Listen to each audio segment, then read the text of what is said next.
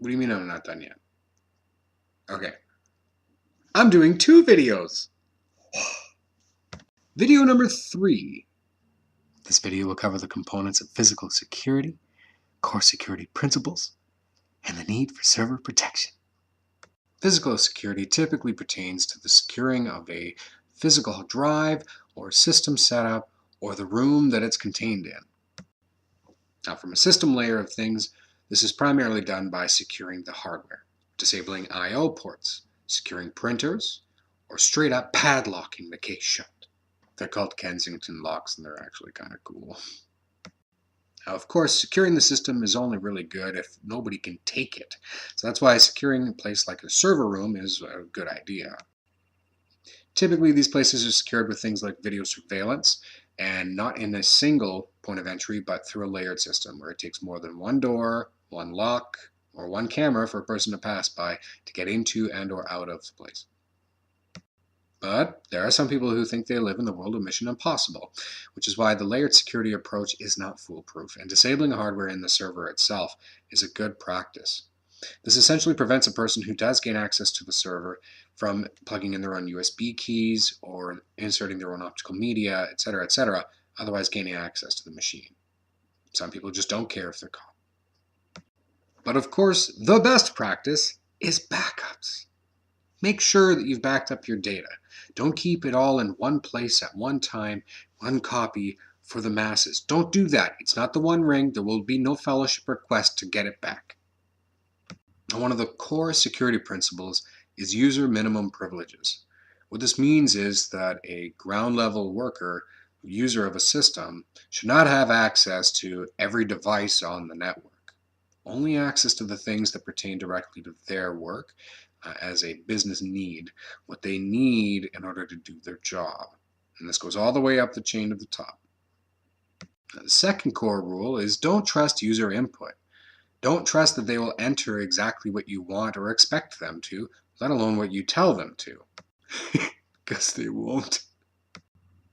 User input is actually one of the primary avenues for something like SQL injection, a means of subverting a system to return data that it's not supposed to, which essentially gives them access to data you don't want them to have.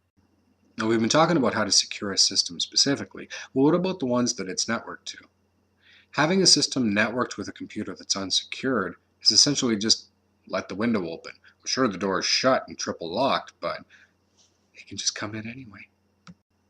But one of the most important principles of security is planning for failure. Now, this doesn't just cover things like backups. This covers everything from environmental hazards to just the gradual degradation of a system's functionality over time. These things happen. And if you don't have a plan in place to make sure that the data is secured so you don't lose everything, maybe a day or two, but if you don't have those plans in place, you can be in some serious trouble when it does happen. It will. Be ready. Which leads us to the need for server protection. As I just mentioned, this typically means something like an HVAC system or fire prevention, so that in the event of the worst, your hardware is not damaged by an environmental hazard. And one of the most basic standards for security in a server architecture is what's called encrypted at rest. Now yes, data being transmitted to and from your system should be encrypted, but data should also be encrypted while it's on the drive not doing anything, or while the drive isn't doing anything, while you're not doing anything. The goal here being that if somebody walked out with that hard drive, they wouldn't be able to crack whatever data's on it. And lastly, and maybe even most importantly, don't trust the client. I know what you're thinking, Chris, that's a scary thought. I live in a business world and a blue-collar boy, but if I can't trust the client, who can I trust? You ask any network admin, they're going to say, me. What I'm getting at here is that once you enter into an agreement with a client, typically data is transferred back and forth as projects progress over time. Now, the data could be anything from program code to program and project details, details of the agreement, personal correspondence to and from people that are in charge of the various components of the program itself. This is why things like NDAs exist.